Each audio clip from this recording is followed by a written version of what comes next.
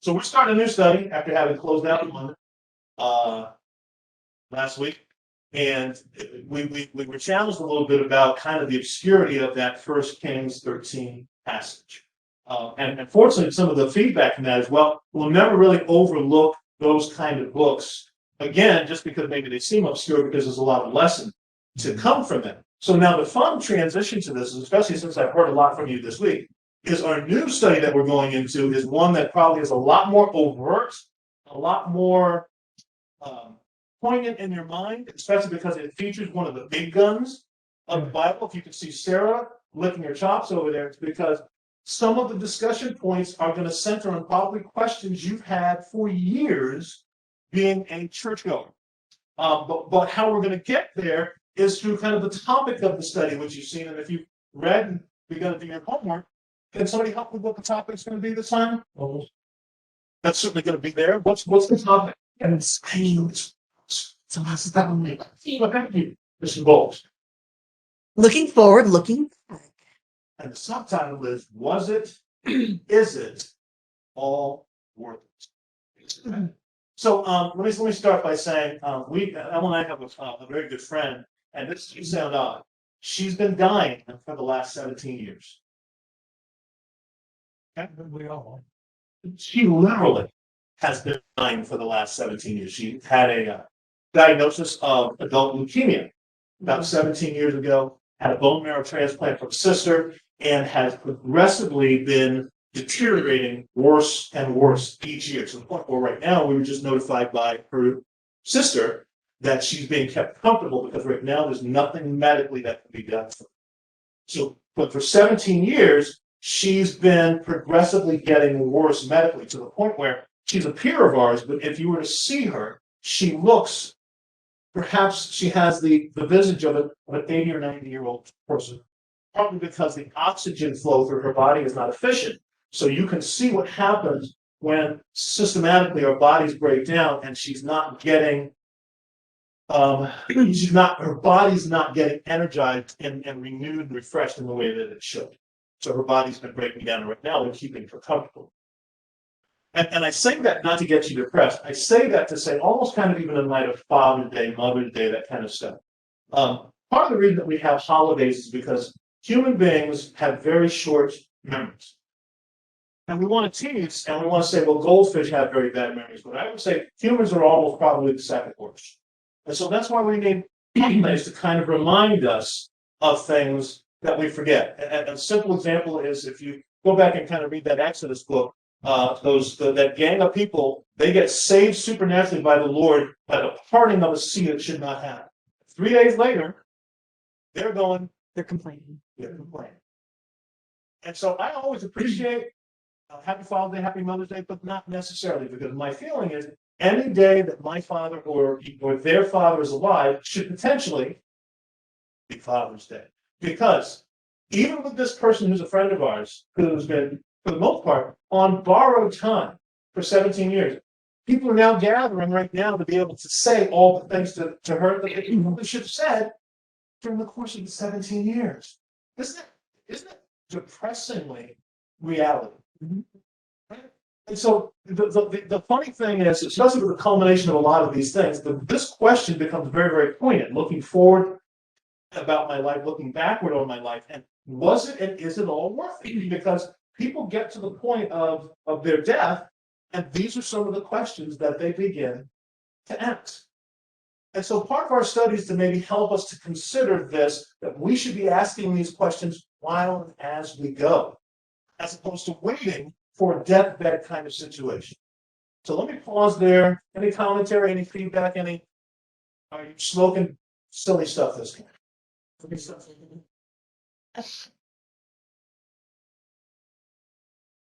So nothing so far. Virtually, you guys are still on track. We're in a good place? Yes. Okay. So I had the pleasure of getting a paper done by one of our college students in our midst, and he's a Liberty student. For you Liberty guys, yeah. And my youngest is going there too. Liberty guy. But for you Liberty guys, so I had continuing to read one of his papers, and this paper was on something in some ways a little bit similar to what we're going to study, which is Ananias and Sapphira. And if you've not read their account in Acts, I say go and read it, in part because if you want kind of the scary stuff that you like in movies, etc., there's some scary things that happen in the Bible, and this is one of them. And this is one of them that's so scary and chilling, it leaves lots of questions. Right. And so that's the paper that this student wrote. And the student said, well, look, I'm going to send it your way. What do you think? So here's what I think about. I can hear the student breathing. It's neat to watch a young person get a chance to read the Bible and get excited because they're actually chopping it up in the right way to understand how to read it best. That they're not necessarily parsing all the words yet, but they're understanding kind of the whens and the hows and the whos. Because one of the things that you've heard this student say is, it's getting more delightful to read the Bible now that I understand the background that's attached to things. And so when you just read this big old book and it's got a lot of thy, thou, these, and those, it is so confusing. You go, I'm never going to read this unless I get the Cliff Notes. All right. Or a gun. Held in my hand. But when you take the time to find a translation, number one, that works for you, side by side with a quality translation, right? So it means you can use the New Living Translation, but you better have the NASB or the Holman or the New King James so that you can kind of cross-reference what it really means as opposed to what it kind of is the feel is supposed to be. And then you start looking at things like the history and the people and the background and what was going on at the time, and then it makes a lot more sense to you. And then this book becomes a living diary for you to operate by, because that's what God's presented to us to understand his character, understand how we operate. So I got excited because that's what the student's paper content screamed out to me. So I get, let me clap out to Liberty. For all the weird stuff we have going on in school, good job, Liberty, for helping young people decide that this is a valuable way to operate. That gets excited. So I handed out to you guys the questionnaire to start this, and I always like, especially when Brother Gene gets it, because the questionnaire doesn't look to be maybe anything like what the title of the study is. So if you've already started your homework or dived into it or even reviewed it, the first question asks, and let's take a look at it. How do you know what your goals / dreams are? How do you know what they are? Now that's a question to you, so I'm going to be quiet for a couple seconds. Things on your bucket list. With bucket list company. Things that you wanted to do, things that you may have seen, heard about, or whether said, that sounds cool, right? Okay, yeah. And so you want to perhaps do that sometime between the time you're born and the time you die, and they're the things that are like always on your mind. Yep. They're kind of on the forefront of your mind all the time. And they're not necessarily always dreams for me, but they could be dreams for my family. I mean, those are always dreams and goals too, that for things for them. That's what I have.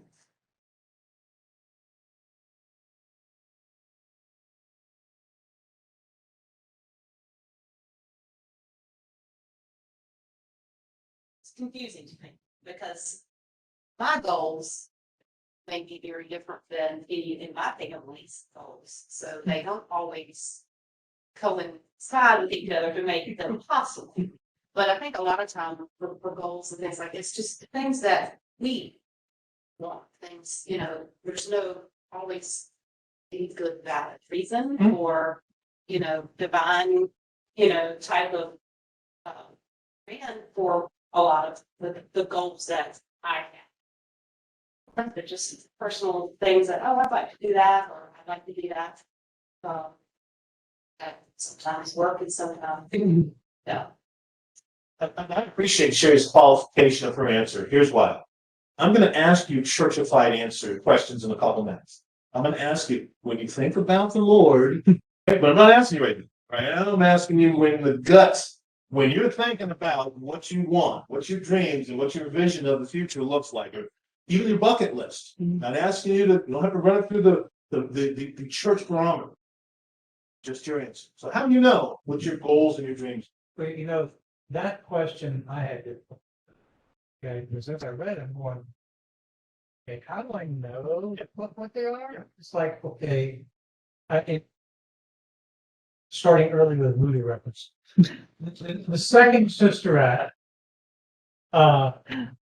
Mary Clarence confronts one student and basically helps her to understand that if you wake up, the first thing you think about doing is singing. If you think about it all day, you're supposed to be a singer. And she references a book about a guy who did the same thing with writing. Right. And I think that the way you know what your goals are and your dreams are is, what are your passions? What is it that drives you? What is it that gets you up in the morning? And as we get into some of the other questions, I don't really set any long-term goals. I want to get this lawn cut. I want to fix this land. I got these little things I want to get done. I don't really, but then I got to thinking about it again and going, you know what? I do have a couple of things that I've started that I'd like to finish because I'm a compulsive completer. And those might be those big goals that I've started 2 books now. Still got to get those completed. Okay. And one that you say is useless season, but I may still do it. I don't know. But how do I know? It's what our passions are. Help us to know what our goals are. I think I look more at goals as what's actually attainable. Sometimes it's just a open a prayer. Yeah, I'd like to do that one day, but is it really attainable or is it likely? Probably not. So I'm not going to put much stock in that.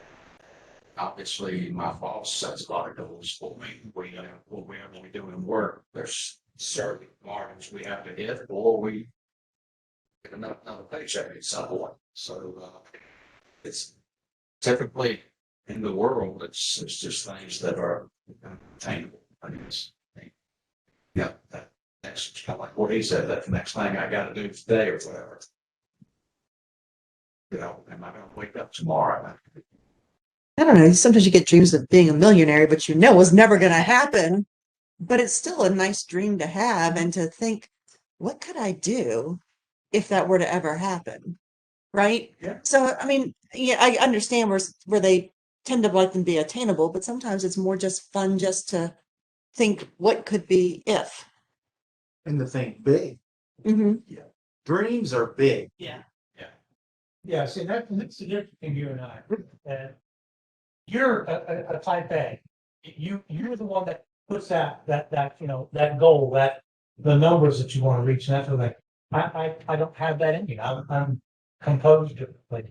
And that was one of the things I realized in looking at these questions and going, those kinds of goals are set by people who are the real driven people, different kinds of passions.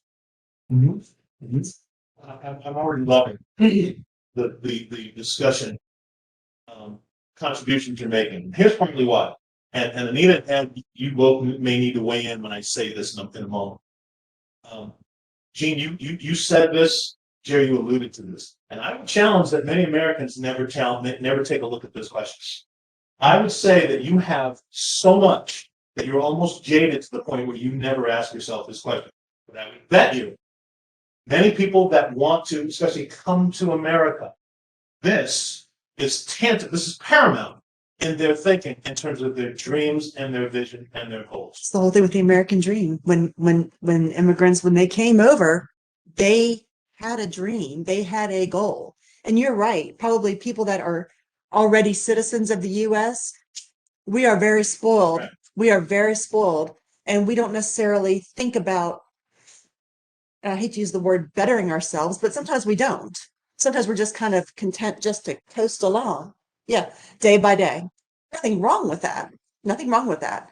But when people come to us from other countries because they want to be here, they tend to have those big dreams, right? And those great ideas. And, they start with nothing and they end up with a lot. So, when we take a look at today's political climate in the United States, and we talk about how minorities have been marginalized, watch Steve Jenkins. But nobody's talking about the Asian American population.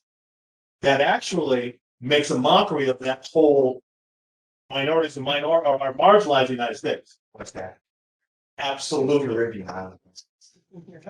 Come with big dreams, big goal, big vision, recognizing their past and say, I'm in a system and in a place that's going to allow me to flourish. And for the most part, from an economic sense, I get to keep as much as I acquire. If the state or another group can't come and take it from me, so that way I can begin to achieve. And then when we talk about things like how it spills out to my family, a lot of those groups come and then they actually, because of their goals, visions, and dreams being partially even achieved, begin to bless the rest of their family members by inviting, by paying for them, by lending them their vision and dream. And I would almost say, and watch this, this may be even a little premature. This is partly why the American body of Jesus is so stagnant, because we don't have vision, goals, and dreams. And I like Gene mentioning type A, type B personality, but look, okay, I don't think that the Holy Spirit is type A or type B. And I'm not over churchifying, over spiritualizing yet, but if we all share that common thing, we all should be able to dream big. All should be able to have big vision, big goals. But probably because of our culture, it's a little bit stifled. So let me shut up there, let you yell.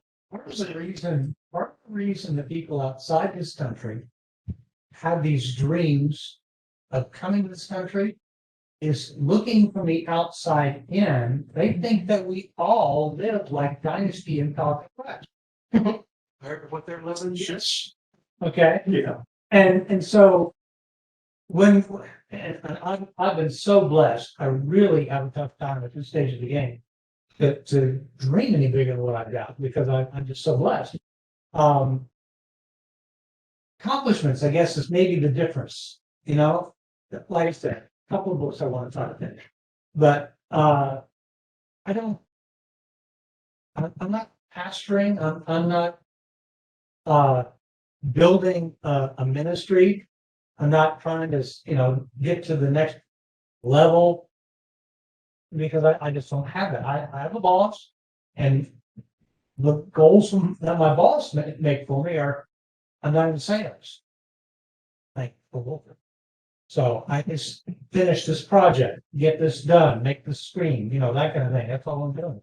So I feel so blessed, but what I really just wanted to say was folks from the outside looking in have a slightly skewed conception of what life is like here. They get here and I think the reality sets in. But at the same time, they've still got in their heart these goals that they've set based upon their vision. But you're right. The church is doing what it's doing or not doing what it's not doing these days because there is a lack of vision. There is a lack of the concept of what could be done if we as a body banded together and gave up some of our differences and said, let's go and reach this country or the world. I'm going to just say something and I'm just going to be quiet. So, and this just hit me. Gene's talking about his boss, right? Don't we all have a boss who has dreams for us too? I mean, if we're Christians, doesn't God have dreams and goals for us too? Now, do we listen all the time? Or do we kind of go, no, that's not what he's telling me to do. He's not telling me to do that because he knows I would not do that. But I'm just, doesn't God have goals and dreams for us too?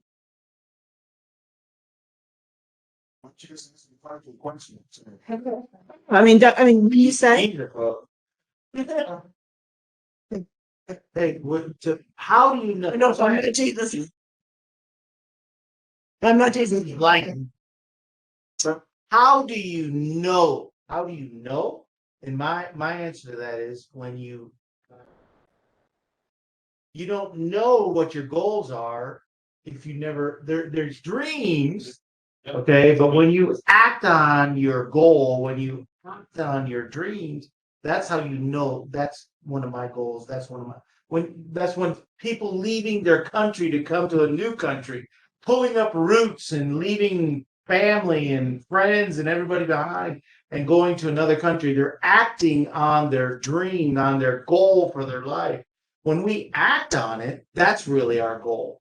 We don't act on things, that's not our goal. But when we take action and do things, that's how we know that's my goal.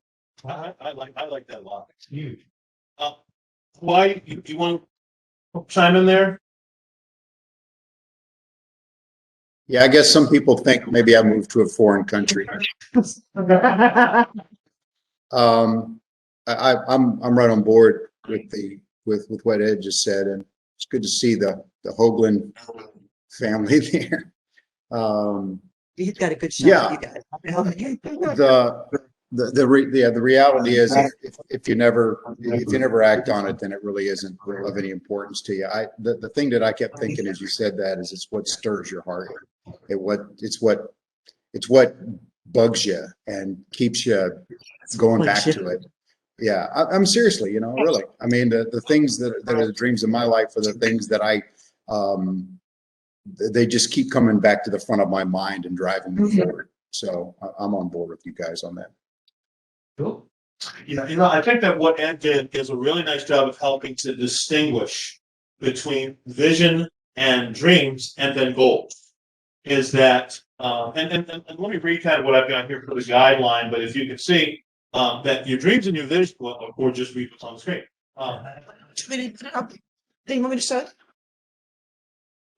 Your vision and dreams are kind of things that are always here. They're almost incessantly occupying your mind, but they don't really become goals until you start to put a little bit of muscle. But you start to put some legwork into them. And so a guideline for you is how do you know what your goals, your dreams are?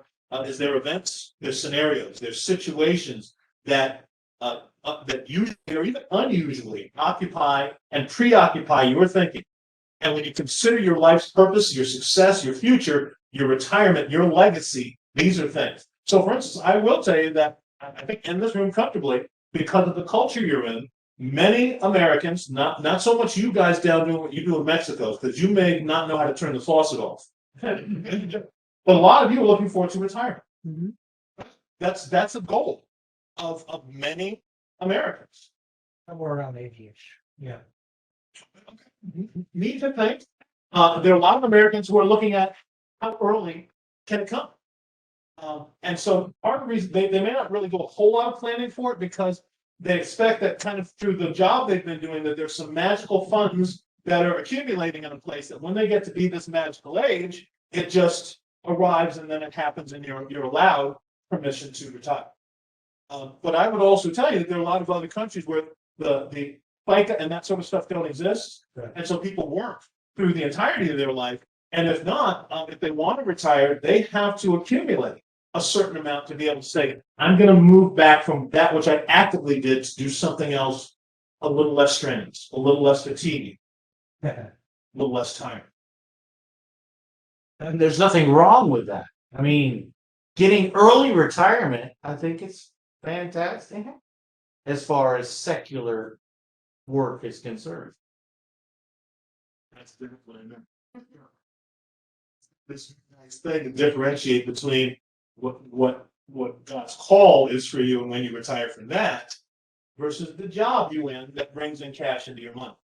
And that's a cool and fun thing. And that's why I'm going to predict we're going to be reading about me and Ed. So some of us in the room are probably in our and I joked around with Ed. This is a little bit of an aside. I joked around with Ed because if you guys have read, and I think for the most part through the year we've read Ed's newsletters, and Ed will send this our way. He'll say, really pray for us. It's been a down week.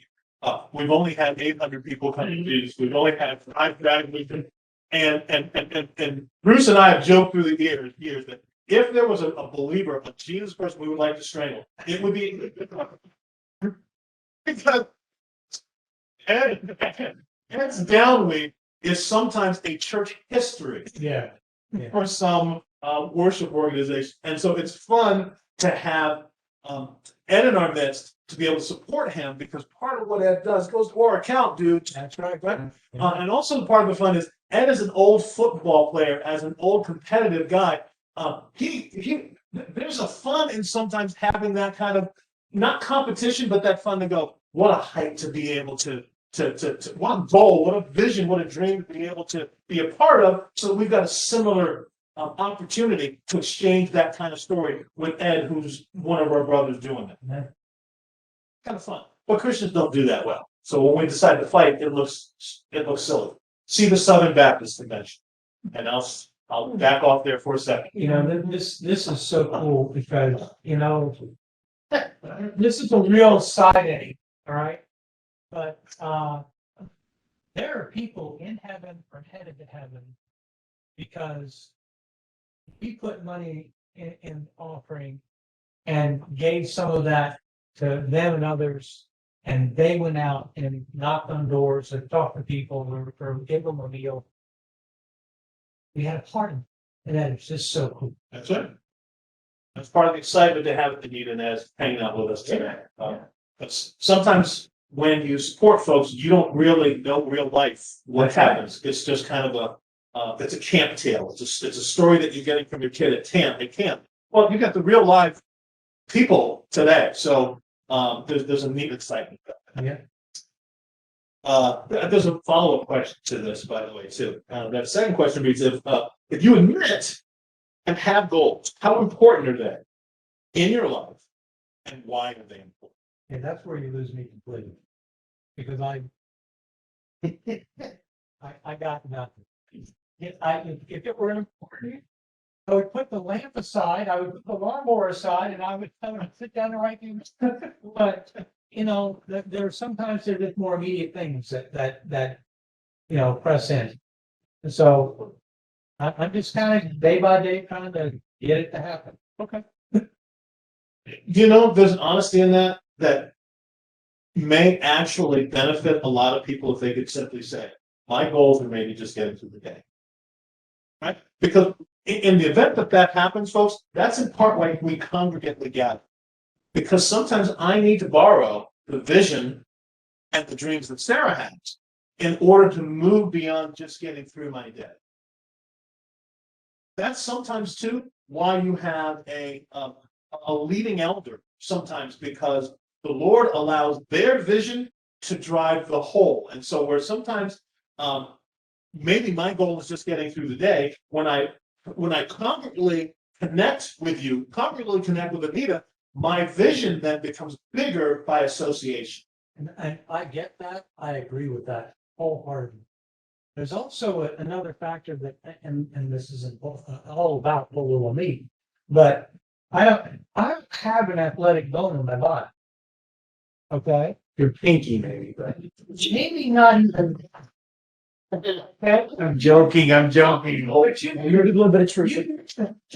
background and follow sports, I think that helps you drive differently and have a different set of goals. You mentioned this football, baseball, basketball, blah blah blah blah blah. You know, you guys have got this going. I'm going. Who is in the World Series? I have no clue. nobody yet. Nobody. Yeah. He's a bit early. But I think that there's a different. Who won last night? Brooklyn or the Bucks won? Oh yeah. What? I'm sorry. I knew they were playing Game 7 last night. They won by Katie brought it to overtime, and then Middleton brought it home in the overtime period. All right. I'm sorry. Stop trying to think. Yeah, basketball. My point. My 50 point. There's a difference in composition with you athletic people that I don't possess. Okay? And I think that makes you more goal oriented, more driven than I have the capability of being. And that's all I'm saying. Gene, I love that you say that. And part of the reason we do this is so we can get comfortable kind of airing our weird and recognize that you know, pray and how to support each other. But you know, kind of what you're saying is this is why you can't just stay at home and watch TV and have an evangelist be your pastor. Because you're stuck in your own junk. And so the reason that the Lord wants us not only to congregate as a group is because there's much more power with us being able to do to congregate this way, because your weakness becomes my strong area and vice versa. But David Jeremiah doesn't know or really care about me a whole lot. He's a great pastor. It's neat. I like his message, but he's not ministering specifically and directly to me. He's better on radio than television. And that's different. Also, you can't even when you congregate like I was in a big church, Yeah. I wasn't doing that either. And my goal thing for years, was Neil going through all his stuff he went through since 2010 for like 5 to 10 years. My goal was literally getting through the day. You know, where's he doing? Where are the keys? I mean, just protecting the boys, and that's my goal. Was minutes, actually getting through the hours, Right. minute by minute, and Neil is your son. Her husband. yeah, to say better, and he just didn't know what was going on in his life. The PTSD turned out to be what his deal was. He was self-medicating with alcohol, so it was pretty rough for a while. We realized what was going on, but getting through those days was really hard. And even we were moving, and back in, I think it was 13 or 14, we started back at church. We stopped when he was born because he had some respiratory thing. And then you get out and have it going. So we didn't go for quite a while, and 10 years ago. But then we were still going, but it was still happening. You know, Sundays we go to church and get through that, and we get home, and it didn't get us anywhere. And I didn't have anybody to share that stuff with during, you know, they're talking about my fly, but I wanted to interject, and you can't do that in the church. So you just go home and do your thing and try to get to the rest of the day. This kind of congregating that matters. Amen. So, we turned church into something that wasn't the first century Bible church. We Yeah. turned it, we turned it into an hour and a half session on Sunday. And you heard me say this for years. The adversary likes church that we do. Oh, We turned it into a Club. off my list. It might as well be the Kiwanis, Knights of Columbus, Yeah. or the Moose Lodge. Rotary. We're so ineffectual in that we don't spend time learning to have, and this is such a key phrase in the New Testament. We don't give it enough credence. We don't spend time having all things in common. Mm-hmm. Right? And here's what happens. We're in this room bound because of what Jesus did and that he rules and reigns right now. So that's the blood that permeates through all of us. But then we need to take the time to find the things about each other that are quirky, unique, and then the things we have in common. Because then during the week, when my mind, because it will, turns to Chris, turns to Sarah, I know in conversation what to say about them when I'm saying, Lord, hey, I'm thinking about them right now. And I need to present to you Chris getting through her day. Need to remind you that Sarah's got one about to graduate and one about to launch into a new fish tank. Stuff like that. The more we do this and spend time, because the first century church didn't just have a guy giving you high sermons. It had people asking questions. Because they had a whole Old Testament that they had learned about through synagogue and through temple, and they didn't understand it because now this new thing just happened, and the disciples needed to spend time explaining how it all went together. You couldn't just give a sermon. Peter does 3 neat ones in Acts, but there were probably discussions afterwards as that church built to 5,000 people. Just say, excuse me, I don't get it. Yeah, they probably had a lot of that. I don't care. It was like, what's going on here? And it took genius Paul to be able to help us understand, guys, the temple's no good anymore. That give a little bit of a silence. That's because you get excited when you see how all of this stuff goes together and how dreams and visions and goals. When you start to put one in front of the other, like the Christmas song says, then you start marching towards your goal because you're acting on your vision and dream. But sometimes you need to get linked to you by the other folks who have vision and dreams. Amen. That's why we're time. Other stuff about people in the virtual world.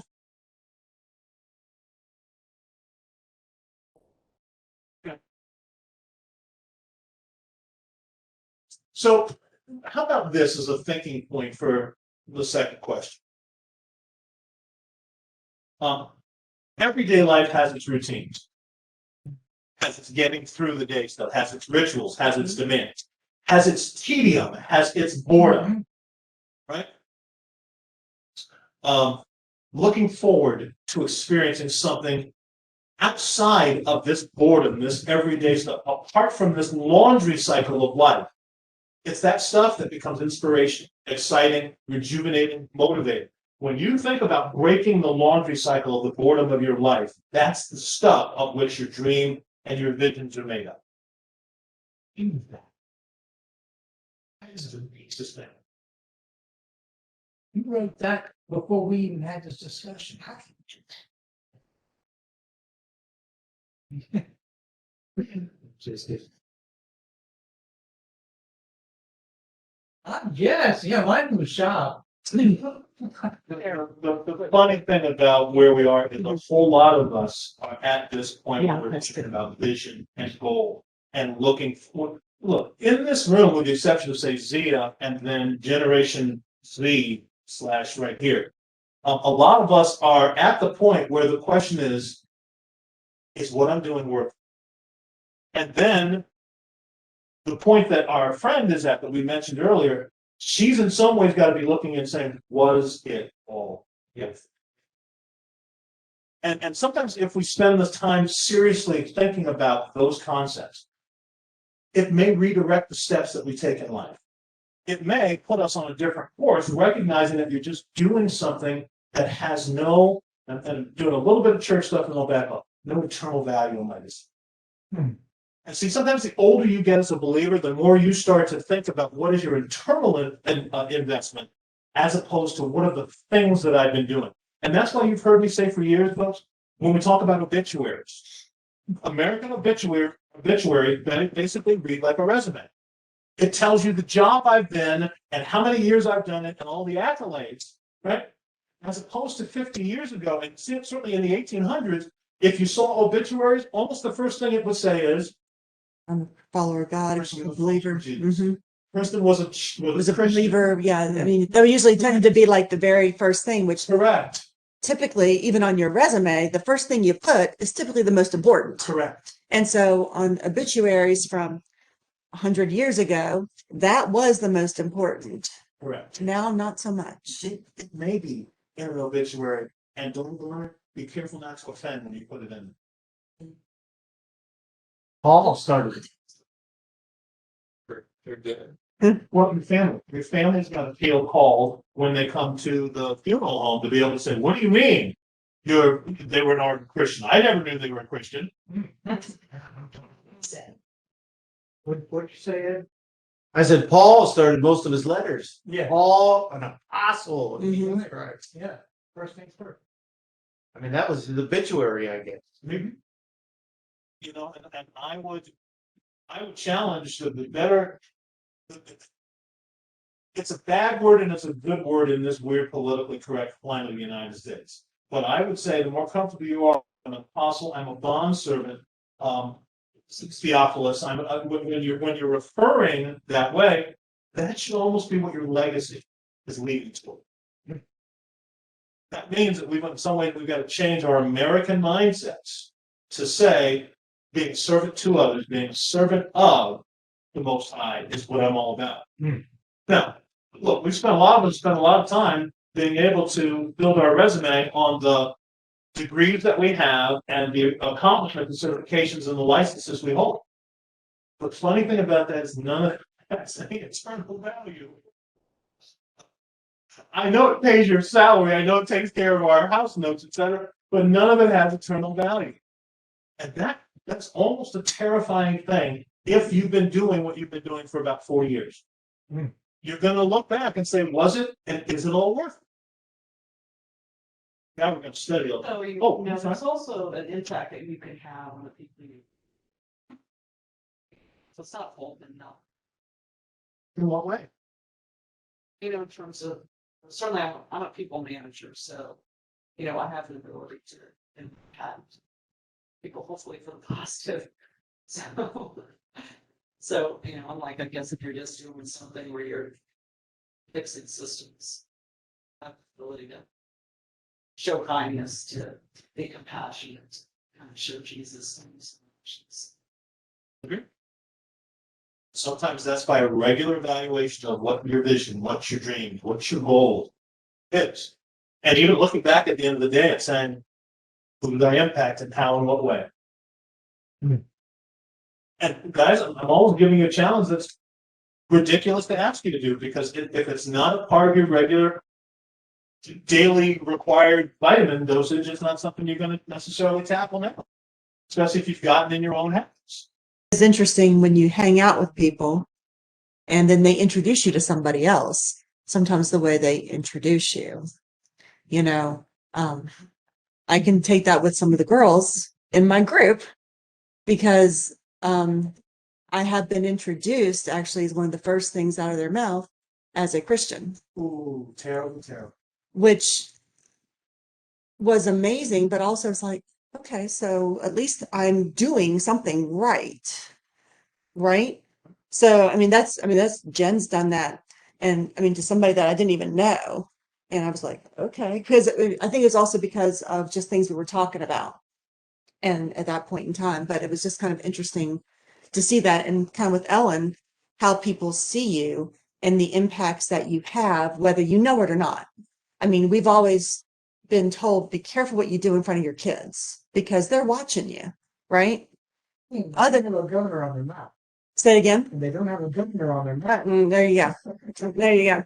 And it's, you need to be able to kind of be able to share that, and then sometimes not even realize you're doing it because it just becomes a natural part of who you are. I'm always excited by my wife's work interaction, because in an environment that is very, very ungodly, she will regularly have employees. And the day when we had employees actually be in a building against before people became off limits. So, in those days, she'd have employees come in and ask her for them, with them. And that's without putting up a flag that says, I am a Christian. If you want prayer, it is available here.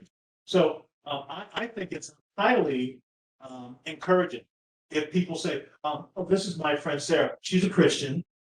No matter how they say it. They didn't say it mockingly, which was good. They didn't say it mockingly. They might, yeah. Well, and it might be.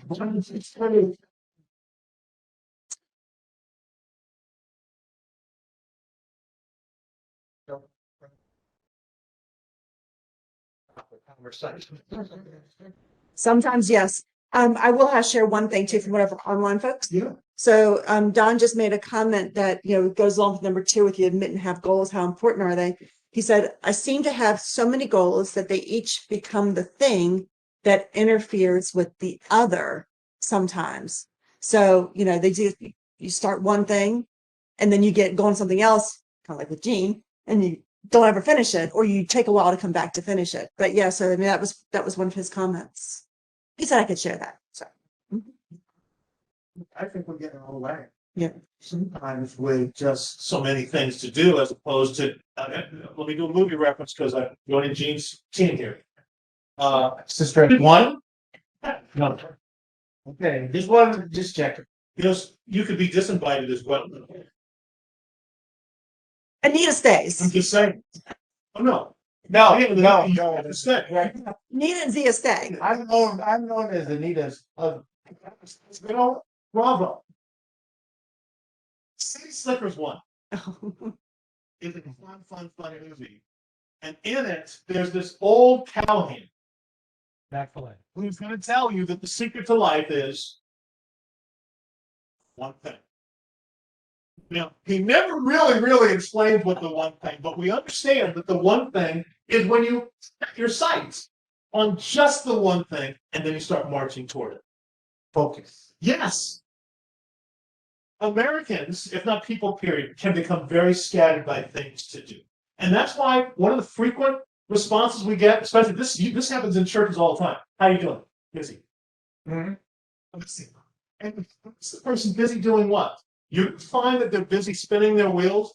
And if you ask them something of substance to say, tell me how busy you are kingdom-minded. Oh, no. And that's what you're going to get. So people spend a lot of time being busy and not moving forward at all. And again, the adversary loves busy people. They're not necessarily forgotten. There was a past director, I think it was Greg Laurie, but I'm not 100% sure. He said busy stuff being Satan's joke. Well, What? as busy as being under Satan's yoke. Yeah. He's good at doing that. He is. No, I'm talking about Greg. Greg Laurie. Putting the Bible. Did you hear what he said about the Bible? Basic instruction before leaving Earth. Oh, I like that. I heard a guy one time, and this is just because you guys didn't know this. The Christians really should not believe in luck. Okay? And I've actually heard an ardent Christian slip up and actually reference luck, which is kind of different. But this one guy said, luck stands for laboring under correct knowledge. Yeah. There's something there for that. There you go. But yeah. Anyway. And one more comment from Don. Yeah. Goals versus responsibility Okay. is a big thing because, right, sometimes your responsibilities may also get in the way of your goals.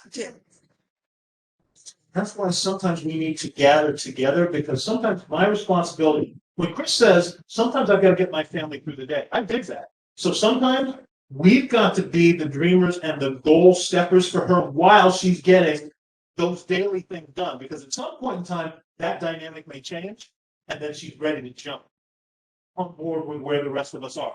And here's why. We've all kept rowing the big boat.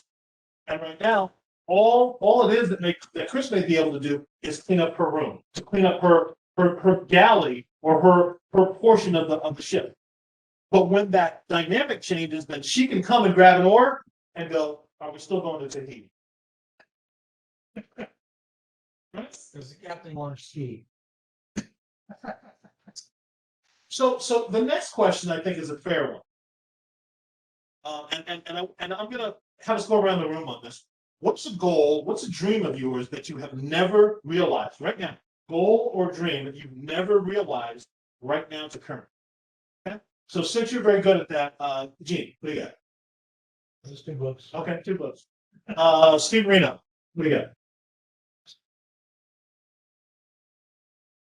I'm still not retired. That's all. Okay. So that's not fair. Okay, so what do you I'm kind of like Gene. Long-term goal, when you ask her, I don't know, is that We had a whole conversation about a lot of this the other night. So. I'm more of like, this is the day that I have. Mm-hmm. I'm gonna get through it. Certain things that I might want to do that day. But you asked me what my goal is 5 years from now. Like, I'll still be here. Maybe, Okay. maybe not. The way things are going, maybe I'm better off. Right. Right. Other than that, no. Can answer. Chris, I travel. Should I like him? okay, that's the one. Taller Jenkins. Yeah. I'm like him. I always say those. Okay. So this is me. Canada's he said cop out. So yeah. So Daniel, what have you got? What do I? Yeah. A long-term goal that I kind of Interested. until now. Do I see a ring on your finger? No. He's only 20. Yeah.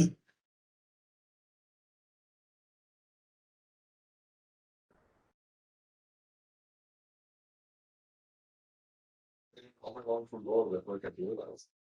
Okay. As a 20-year-old guy, I think that's This is made get to 20. the whole world is that.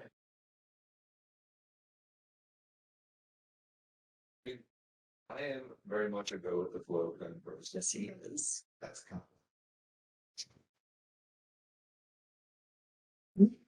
Hey, I'm gonna clear it up, okay?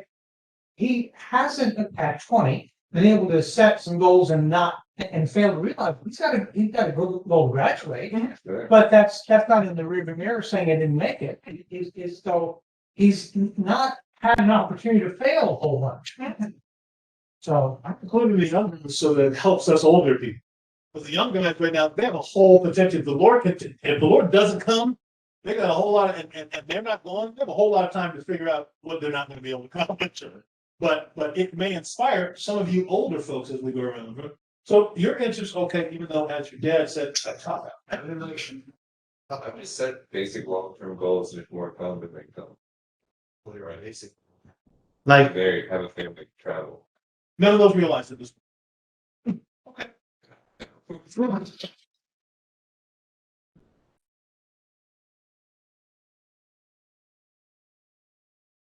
Certainly helps. Kathy T.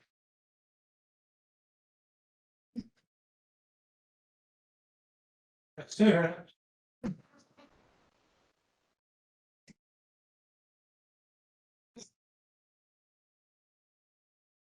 Yeah. I'm sorry, this is CPA. DPA. Oh, okay. To be a CPA. Okay, good. Michaela, daughter of Kathy T. 14-year-old.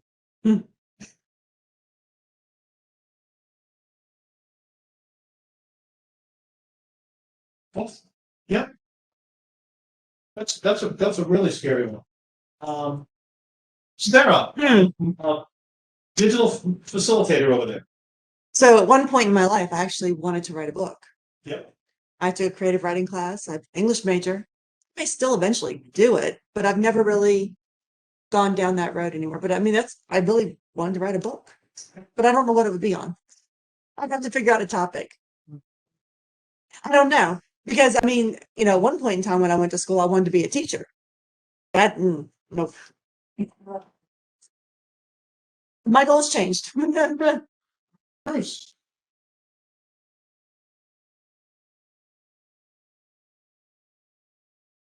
I'm probably like some of these other guys. I've actually got several book ideas and I've started outlining some, but it's not gotten beyond that. So it's a dream, but it's not become a goal. Young lady sitting between Ed and Zia. So mine is more for my children, so I don't know if that counts, but thank you. What do you want for your children? come back to Jesus to, not be the prodigal children anymore. Adult children. How about one for you? One for you personally. Very content. Amen. Travel, retirement. Okay. Well, I'll get to do both of them at some point, so.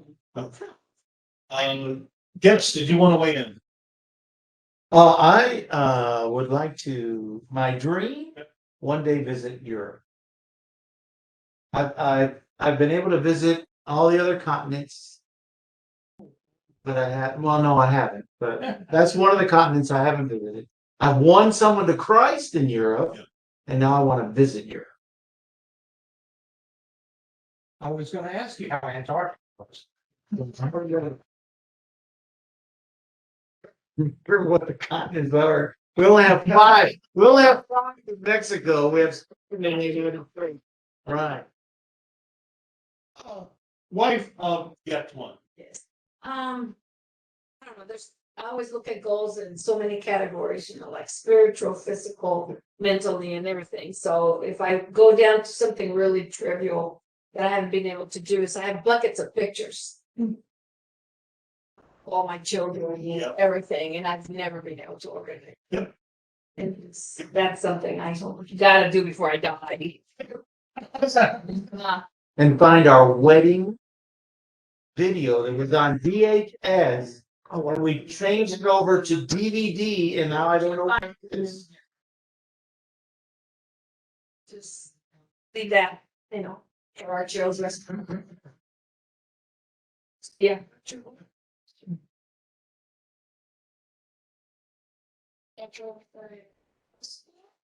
So that's it is. Yeah. I wish that was a goal I could have. I know that would be great. Looking back. Yeah, but it would mean I have a whole. Thank you, Zia, for an answer that absolutely makes me feel terrible. Thank you. He wants to strangle you. I was not to strangle a young lady visitor, only her grandpa. It remains on the list of strangleable people. Bingo. Somebody in love, Anita. I'm strangling them, but man, that Christianity do in love. You could love doing it. Yeah.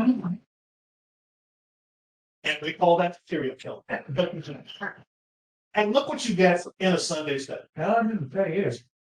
So let me throw this out because there's a variety of things that go on this list, and things we didn't hear, but that's okay because we're kind of a church gathering group, and so sometimes we don't put the more world-like things on there. Because I know this is on a lot of lists, $1 million or more. But I know that's on most everybody's list. More than on the side. Gave up on the first. Yeah. Great academic grades.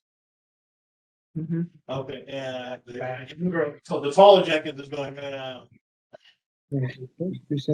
Okay, scholarships, That'd be nice. right? Mhm. The lottery, and that's why you guys know when the lottery gets to be a certain amount, some of y'all go, hey, $2 a number, right? Because in some ways you like the numbers to be the ones on your cover. Retirement, financial security, celebrity. Again, so you guys are Christians and the Christians, you know. But there's a lot of folks who take a look at the New York church where Hillsong was. Part of that was hobnobbing with a lot of the celebrity church members. How did that work out? Well, not so well, but sometimes that's because we get jaded by who we hang out with. Right? And we talked about hero worship going wrong in our last study. Wasn't the celebrities that went wrong there? Correct. It's the leadership. Okay. Sometimes when we get to be of a certain being celebrated a certain way of a certain thing, when we get to sometimes the accomplishments of Anita and Ed, sometimes people idolize us, right? And it can get weird if we don't allow the Lord to check us. We don't allow somebody to be able to mentor and speak to us and say, excuse me, your parents used to say this to you old people, you're getting bigger than your Riches. right? And that was an okay thing to hear and say because that meant you need to check yourself. Right? Artistic or athletic talent. Oh, you heard? Now, some of you are going to boo on this, but I can tell you, church is a lot of the place where a lot of this next one happens. Political aspiration. Okay, often, but especially if you've got folks. Come on, here in the city of Richmond, we've had mayors who've also been pastors, and sometimes corrupt mayors being pastors. So sometimes, if you lead a congregation, you then get the idea that you can lead The city. the nation. How about Mr. Hobby? Right? Okay. Relocation. So what's one move? I hear that.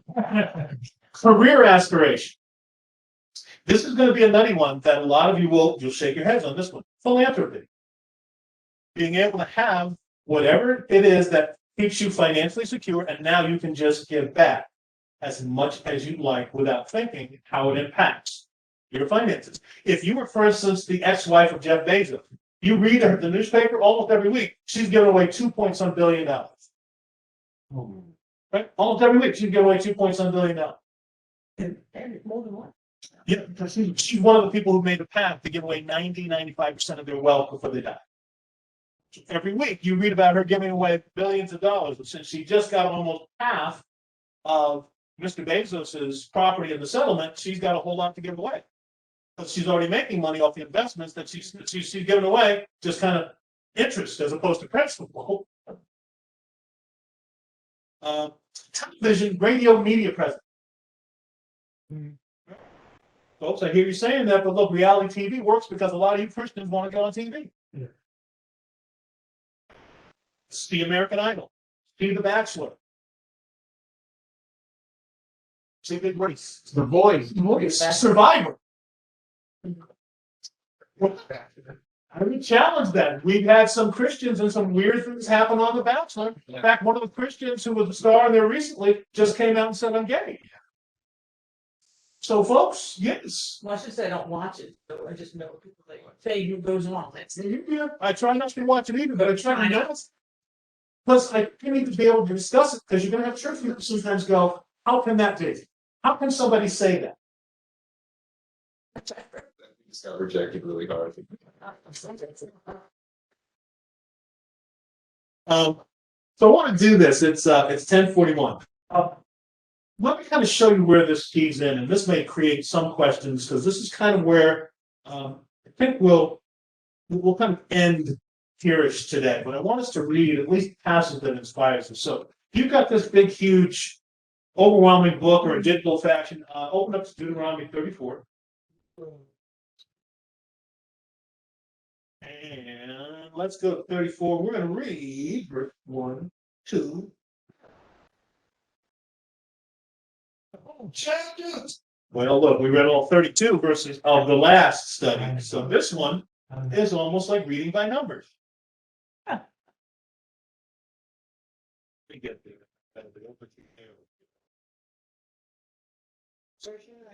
Oh, I'm going to read from the NIV. Thank you for asking me that. So in my NIV, it's subtitled The Death of Moses. Then Moses climbed Mount Nebo from the plains of Moab to the top of Pisgah, across from Jericho. Now, we've been getting a lot of learning recently from Matt that has a lot to do with Jericho. So you guys should really be very familiar with Jericho, Gilgal, and that whole crossing of the Jordan and why Jericho is important. So where it is that Moses is right now, he can look over and see Jericho.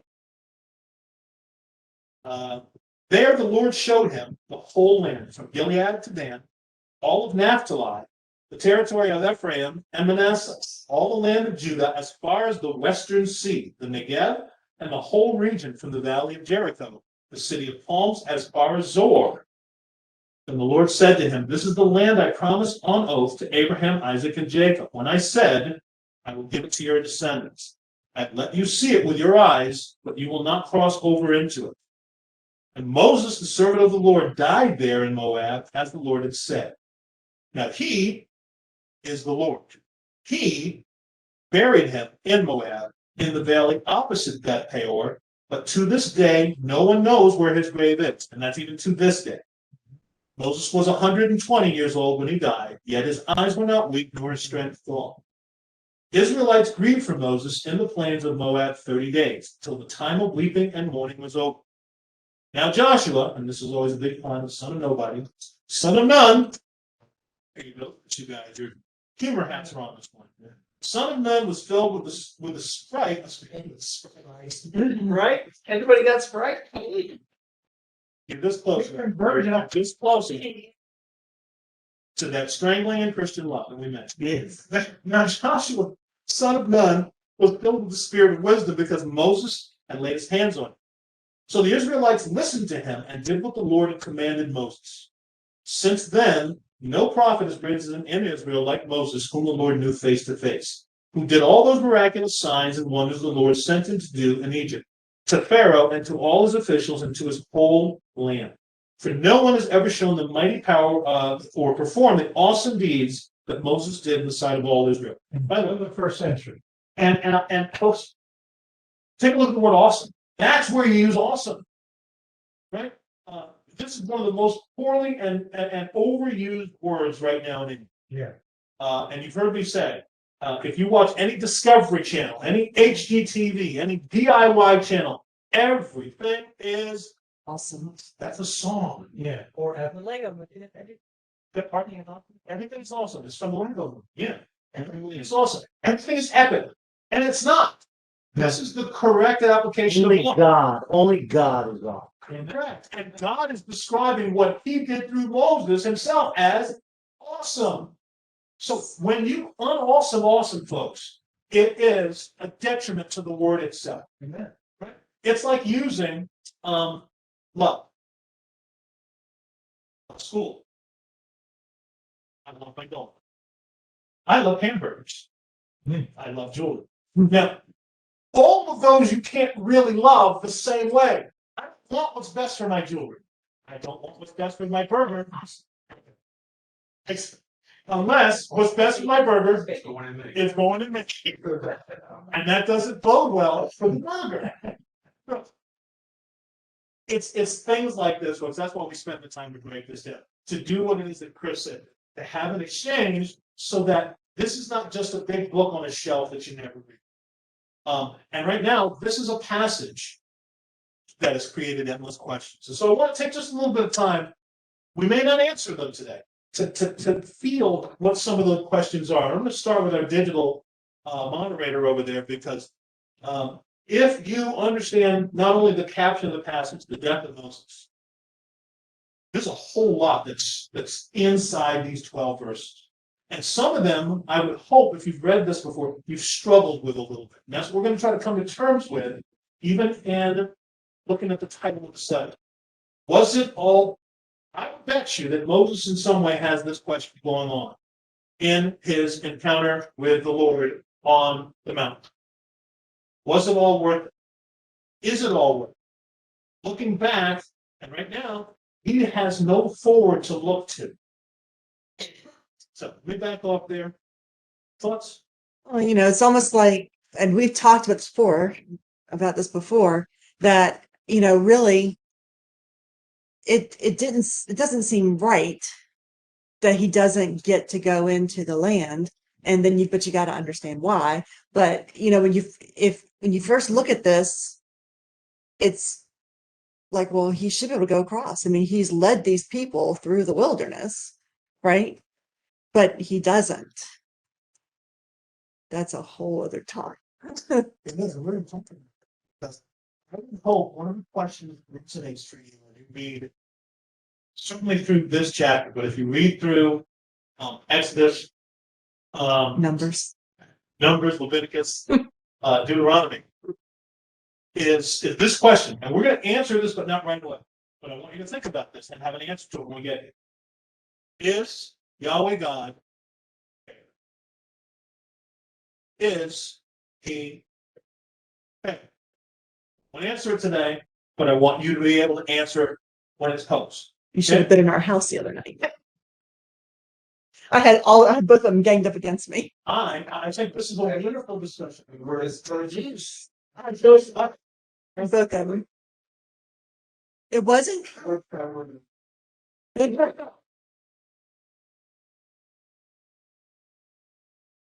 This is the kind of discussion that church people need to have, because especially in the world in which we live, in the America in which we live, political correctness makes fair key understanding that may not be applicable in terms of the divinity of Yahweh God. Okay, but we'll get there. So let me show you this other interesting thing and get your thoughts about it. Now, we just studied 1 Kings 13, where we took a look at the young prophet encountering the old prophet who lies to him. And the consequence for the young prophet listening to the old prophet is? He dies. Does he just die? Well, no, He gets chewed by a lion. Yeah, and then they're sitting there looking at the body. And then there's lovely scene. absolutely. The second thing that we did look at, what we mentioned last week, that Daniel put in my lap, is the encounter of Ananias and Sapphira. Okay? And then tangentially is this death of Moses. All three have in common the question, is Yahweh fair? All three situations beg the question, is Yahweh fair? Now, let me reverse that a little bit.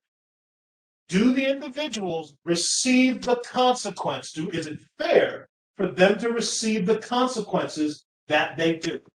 The young prophet gets mauled / chewed up by a lion. You didn't hear that. So, lion's good, lion, baby shark. Ananias and Sapphira get dead. With me. And Moses, if not an 80-year follower, a 40-year follower ardently of Yahweh God, gets shortchanged.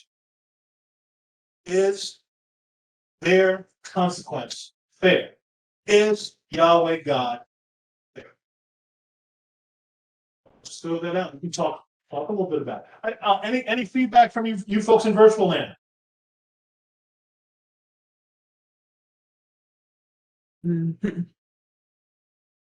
I think you could throw something more. I was gonna say, are you gonna throw in your blind man? Jesus is walking with his disciples. And they say, who has sinned, this man or his parents? And Jesus says, neither. He's here to demonstrate my glory. So think about the life of this man. He's been blind for his entire life. Is that fair? This was our conversation the other night. So yeah. It's a fair to Job that, God plays with them.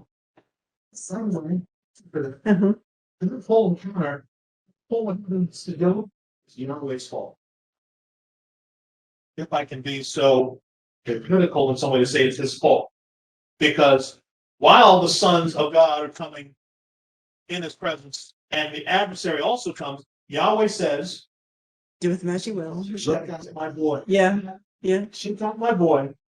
And I'll put him against your best yuck is not going to make my boy not be my boy. Now, making it as colloquial as I can make it. It doesn't say in my Bible that's what it says, but in your real Bible, don't Yeah. Yeah. Yeah. Sure. What's that? Yuck. It's a form of yucky. Need more information on that? And I'm sure Zia can tell you what yuck is. Yuck. It's from the Greek. Can you use it in a sentence? That is yuck. Let me use it more appropriately. I'm sorry. You are yuck, Ed? Well, I consider it something good. Yeah. I'm thinking that, yuck is yet under correct now.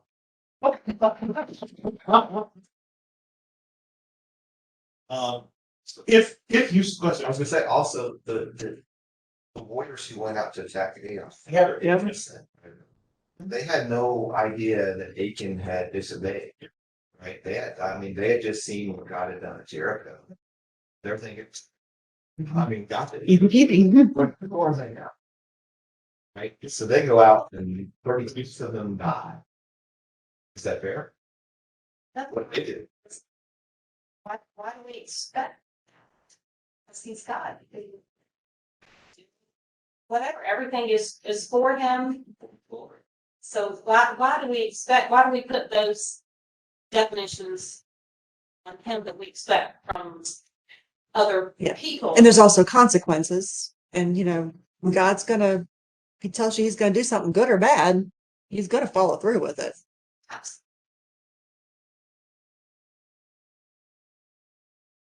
Mhm. He say yea or nay is God fair because his expectations are pretty much different than the expectations of what fair. I love that because that actually puts us in a place where we have to kind of look at things from Yahweh's perspective. Because was it worth it? And born blind in John chapter 9, it was worth it because God gets the glory. 36 died. It was worth it because God gets the glory. When you begin to look at it from that perspective, and the fact that Yahweh God deals with Israel as though Israel's community was actually an individual, then it was worth it because God gets the glory. And when we get to that place, now, some of the first three things we talked about, they were warned, they didn't do what they're supposed to, blah, done. Okay? Consequences of disobedience, that's a different thing. But is it worth it? Yes, God gets the glory. And I think that's kind of got to be our root understanding because Yahweh is eternal and we are so finite, we don't. That's pretty easy to say. When you're like, yes. No for that. And I didn't have to say that. Thank you. Or not one of Job's kids. Yes. We talked about that too. That what did they do? Right? Nothing. This is this whole conversation. Yes. For like forever. But the goal of our meeting is to help you in your everyday and help you in your conversation. Because look, sometimes guys, we want to be the Lord's people so badly that we over churchify stuff. Now remember how I started our session today by telling you our friend has been dying for 17 years. Right now it looks like she's at the end stages of her life. Right now there are people that are around her who have been watching this that are asking why. Now, there are going to be a lot of church and Christian people that are going to go in with some interesting answers to this. Right? Oh, is there somebody out there? There are going to be folks that have some. Oh, yeah, it's Bruce. Go ahead, Bruce. I was just going to jump in. You know, what you just said is so important, Preston, is that we tend to kind of look at things from our Christian perspective, but our lost friends don't. And so if you want to talk about the ultimate is God fair thing, I have lost people say to me, well, why would God create me as a sinner and then tell me that's wrong? Right. And it goes from there, right? Yes, sir. Yes. And I appreciate Daniel's perspective to say Job's kids didn't bargain for the Lord's bet with the adversary. Moses, that probably didn't know what exactly would happen if he didn't inquire of the Lord to say, am I getting a real life message from a prophet that's credible? He didn't bargain to be eaten by the lion. And I'm telling you, Ananias, at least Sapphira would have changed her situation. Had she known that getting blown up immediately was going to be the consequence for lying. Actually, I think we have one more who wants to participate. Liz, can you hear us? Yes, we can hear you. Oh, hi. We're Rodney and Susan, friends of Bruce from Nova Scotia. Yeah. Yes. Good morning. I just wanted to get back to your question about whether God is fair. And the question that comes to mind for me is, who are we to judge whether God is fair, considering he knows everything and he knows all the facts? We don't. So He does. what position are we in to question if his judgment is erroneous or not? And you're 100% right from a mature Christian perspective. But many times we're not in the room with 100% mature Christians. We're with people who may not even have an opportunity, may not have previously had an opportunity to know who Yahweh God through Jesus is. And so we have the opportunity to impact those folks in the hospital, in the sick, in the bedroom. And those folks are not okay necessarily with the idea of God, let alone the empirical nature of God. And so some of the challenge gets to be almost, you've got to be able to create a dialogue with that person to help them understand who Yahweh God is. Because ultimately, it's easy for us in the church and in the congregation setting to agree that God is all-powerful, omniscient, omnipresent, omni-everything. But for folks outside of this institution, and even for folks who don't understand what that means to the extent, their concept may be this: then God is pretty selfish if everything is to, thank you, Steve, everything is to honor and glorify him. He's pretty selfish, and I don't think I want to know an entity who wants everything to be about him. That's narcissism. Yeah, but to say that is to say, I would rather it be all about me. Yes. And so the dialogue, you need to have a dialogue over a period of time, because in the hospital bed, at the funeral home, at the cemetery, you're not going to change that person's mind in one exchange. But you need to be ready, believers, to field the questions and to have the communication. So let me back off there. Comments to that. Sometimes I think the best thing is not to say anything.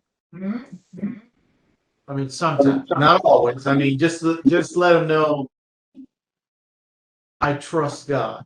I trust what he's done.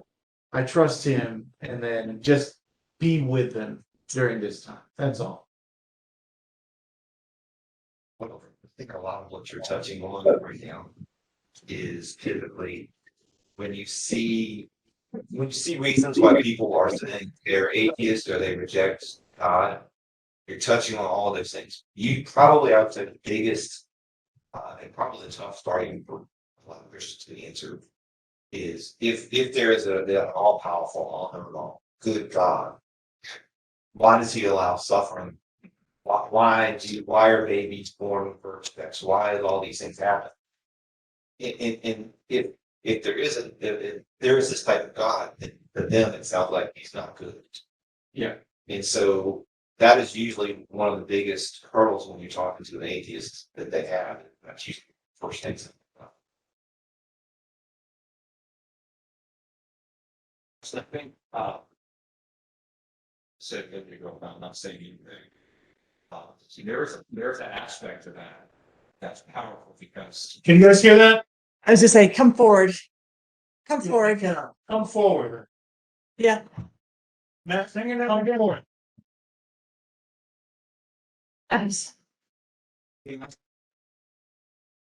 not saying anything and relating to someone who is going through something. I feel like I know the answer, right? I have my faith, right? But then they may be ready for that. I have a 21-year-old who's very good at geometry. I have a 10-year-old who doesn't even understand it. Doesn't make geometry not true. It just makes it that he can understand it. And I think there's a part at which I can say to someone who's an unbeliever, I don't always understand either. Because sometimes when I say I have faith in God, it insinuates I kind of know what's going on. My life makes sense. My marriage is great. My kids are perfect. That's what none of that's true, right? So the opposite could be true on days like today. As a matter of fact, no, I'm just kidding. But I think it's okay to say I don't understand. And I would say this too. Gene, we joke with you about this a lot, especially Preston and I. When I get my car to leave, if my car breaks down, I don't pop the hood and look at the end. Waste of time. Waste of time. It's a waste of time. Yeah, that's right. There's 3 letters in the alphabet that's important when my car breaks down. A, and A, and A. So, and my point is I don't know how that works, but I'm not sitting like I'm getting ready to share with you guys. I'm not worried about getting home today. I don't understand how it works, right? At all. But I'm going to get into something and let it dry. I don't understand it. I don't understand how that fan's moving, how the light works. And I think to share that with the lost person is important because it's almost when we say we know God, the insinuation is, well, you must have it all figured out. No, the opposite is true. I don't understand either. But I have faith in God, just like you have faith in the car that you don't know how it works. But I think leaving it kind of innocuously is important because if they're not ready, it doesn't matter how much truth you speak into them. God's got to make that move. So anyway, it's important to kind of find that neutral ground. Yeah, I think Ed's right on with that. Is sometimes, and God, this is for us guys. You guys, especially you guys who've been married for 1 year. You have learned this science fact that is frightening. A lot of times our wives like to tell us things, and it's not that they need us to do what we do best, which is to solve them. They just want to say it. And so some of the biggest discipline for us husbands is to shut it up. Shut it. And at some point in time, they will ask for our opinion or for us to chime in, and we need to be aware of when that time is. And so, folks, that's why you need to be kind of mainlining, if I can be so crass, the Holy Spirit. Because sometimes you shutting up in that hospital room where our friend of 17 years, who's probably going to be dying pretty soon, is you may have an answer for every man, but you've got to have the timing for when it's going to occur. Because at some point in time, that person may ask you questions as to what that event was all about, and was it all worth it, and why did God allow that to happen for someone who seemed to be such a faithful servant? And you need to have the answer, but the timing on the answer may be very key. But believer, that's what you're called to do, is to have encounters and see. By you modeling Jesus, by being an undercover Christian, that's not going to do it by itself. You need to then be able to have answers for every man for the hope that lies within. It'd be nothing more than setting the stage For somebody else. somebody else to come behind him. You can either set that stage or you can try to fix it and ruin that opportunity. Right. Yep. with cliche statements. And church people, we're good at that. We do it even amongst ourselves. It helps Luke, it helps yourself. Cleanliness is next to godliness. We have all the look at that. Patience is a drill. Exactly. If we have all of that. I love the dog. That's all. God loves who? The Dolphins. Yeah. Yes. Yeah. And then Three strikes.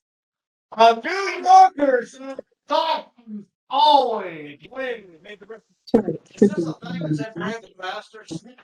But he hurts too. That is Ed's third strike. So I'm behind now. I think that they want to. I think Nova Scotia wants to say something. Bye, folks. No, Okay, thought they wanted to say something. Folks, thank you for hanging out with us. I'm gonna say I want to die. sir, go ahead. When it's my turn, I want to die like Moses. Yeah. I want to die like Moses. I mean, the poor lady that you're talking about, the suffering and everything like that. Moses, 120. I mean, I'm not going to make it to 120, but when my time comes up, I want to be like him, where his eyes were not weak. My eyes are weak because I have to use these now. And his strength, nor his strength gone. I mean, wow, you talk about God being fair. Why would a guy die when he still got the strength and he still got the sight? I mean, he went out like when people retire from sports, winning the championship, you know? That's how I want to die. Like Moses. We're going to spend some time when we get there with what Ed just talked about. Because it's not cool for us to consider that for ourselves. But we're gonna circle back to where Ed was just now, because these 12 verses are chock full of what Ed just said. Yep. So, gang, thank you for joining this morning for the study session. What's robust about this is we explore the Lord's word, and certainly I'm prepared through the study, but the discussion helps this to be a deeper dive even for me. So I can walk away from this with a whole lot more that not only impacts my understanding of the Lord, but also impacts how we go through the study as we do it week by week. Did we step on somebody in virtual land that needs to say something? I don't think so. They muted themselves. I think we're good. If you've not done your homework, that's what your homework is for, is to create passionate discussion like this, wonderful interchange, and sometimes disagreement, because that disagreement helps us to understand what the Lord expects from us differently, as opposed to sometimes just someone saying something and you going, yes, I agree with you. Yes, I agree with you. Oh, grand pastor. And there's a sharpening of each other's spirits when we do and operate in this way. So wonderful beginning to our worship side Sunday. We're going to do something. I'm going to pray a couple seconds. We're going to hear some music, probably take a look at the presentation that Steve and Sarah have picked out for us. And then I think what we'll do is we're going to leave some time for Anita and Ed, just because we need to. And I'm going to leave the room in case Ed wants to retaliate against me. And then I have threatened his life on several occasions, but with love. And folks, please, you're welcome to hang and join up with us. We appreciate you joining us in virtual land this morning. So let's